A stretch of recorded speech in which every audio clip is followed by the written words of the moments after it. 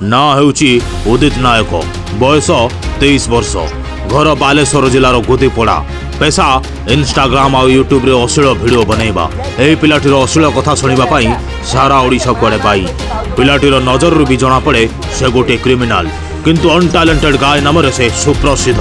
जो भिडियो और कमेंट पाई कंट्रोवर्सी होईची ताहा कोनोसी निर्दिष्ट भिडियो नुहे एवं भिडियो रे मध्य सेमिति किछि कुहा जाय नाही। किंतु सेही रेमुणा ब्लॉकर मंदारपुर ग्रामर गोपीनाथ दास को पुओ पिंकू तांकोरी कौनसी एक भिडियो रे कमेंट करथिले से किछि करि परिबे नाही।